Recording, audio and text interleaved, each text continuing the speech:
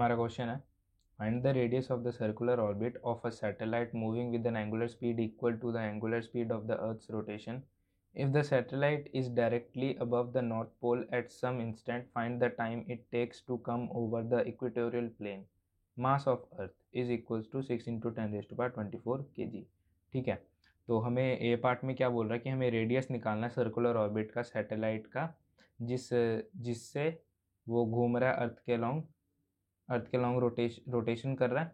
हमें वो रेडियस निकालना है सर्कुलर ऑर्बिट का कब, जब उसका एंगुलर स्पीड होगा equal to earth angular speed. यानी कि वो बोल रहा है हमारा जो अर्थ का एंगुलर स्पीड होगा वो किसके इक्वल होगा, हमारा एंगुलर स्पीड ऑफ सैटेलाइट के. ठीक है, तो अगर ये दोनों इक्वल हैं तो मैं ये लिख सकता हूँ कि 2 pi upon time taken by earth to complete one revolution is equals to 2 pi upon time taken by satellite to complete one revolution, है ना. तो यहाँ से 2 पाई तो कट गया, तो यहाँ से क्या आ गया T S equals to T E. यानी कि जो टाइम सैटेलाइट लेगा एक रोटेशन कंप्लीट करने के लिए अर्थ का, उतना ही अर्थ भी लेगी एक रोटेशन कंप्लीट करने का, है ना. तो इससे मैं क्या लिख सकता हूँ, टी एस किसके इक्वल हो गया 24 आवर्स के, क्योंकि अर्थ को 24 आवर्स ही लगते हैं ना एक रोटेशन कंप्लीट करने के लिए. तो 24 आवर यानी कि 24 इंटू 3600 सेकेंड्स. ठीक है, इसे सेकेंड्स में चेंज कर लिया. अब देखो हमें टाइम का फॉर्मूला पता है. टाइम का फॉर्मूला क्या होता है हमारा, T equals to 2 pi R 3/2 upon G M ई.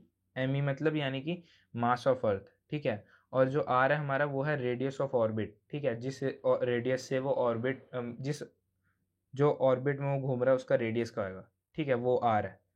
तो एक चीज़ देखो, अगर g equals to G M E upon R E square होता है, ठीक है, तो यहाँ से मैं लिख सकता हूँ कि G M E equals to G R E square है ना. G M E equals to G R E square है. तो अगर मैं इसकी वैल्यू यहाँ पे पुट कर दूँ तो ये हो जाएगा 2 पाई आर. अब देखो हमारा आर क्या होएगा, मतलब सैटेलाइट का आर क्या होगा, वो एक तो अर्थ के रेडियस से ऊपर है प्लस उसके पास कुछ हाइट भी है.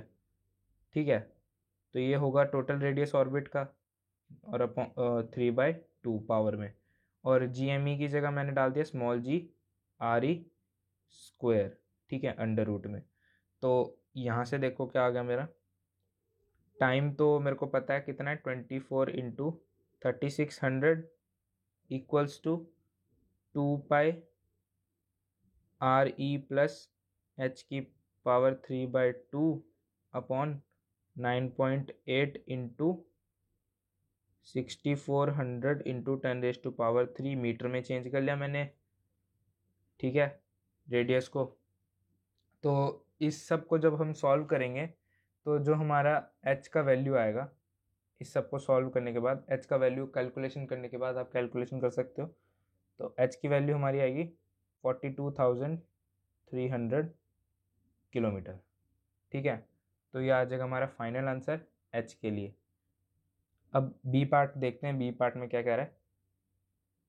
बी पार्ट में वो कह रहा है कि if the satellite is directly above the north pole over the equatorial plane, find the time it takes to come over the equatorial plane. Sorry, if the satellite is directly above the north pole at some instant, find the time takes to cover the equatorial plane. यानी कि अब वो क्या कह रहा है, मान लो कि रोटेशन करते हुए, अर्थ की रोटेशन करते हुए जो हमारा सैटेलाइट है वो कहाँ आ गया, एकदम टॉप पे आ गया. यानी कि कुछ ऐसे कह रहा है वो, ये हमारा अर्थ है, तो पहले हमारा सैटेलाइट यहाँ था, फिर वो रोटेशन करता हुआ यहाँ पे आ गया. ठीक है, तो हमें ये बताना है कि ये करने के लिए उसे कितना टाइम लगा. ठीक है, find the time it takes to come over the equatorial plane, यानी कि यहाँ पे आने के लिए. ठीक है, तो देखो अगर वो यहाँ पे यहाँ से यहाँ तक जब आ रहा है वो कितना एंगल सबटेंड कर ले रहा है 90 डिग्री, है ना. तो देखो अगर वो 360 डिग्री करने के लिए 24 आवर्स लेता है तो 1 डिग्री करने के लिए कितना लेगा 24/360 आवर्स, है ना. तो 90 डिग्री करने के लिए कितना लेगा 24/360 मल्टीप्लाइड बाय 90। तो यहाँ से हमारा क्या आ गया आंसर, सॉरी यहाँ से हमारा आंसर आया 6 आवर्स। तो यही हमारा आंसर है। यूनिटरी मेथड से निकाल लिया, और भी बहुत मेथड है पर ये सबसे आसान था। ठीक है, इससे आसान सॉल्यूशन और कहीं नहीं।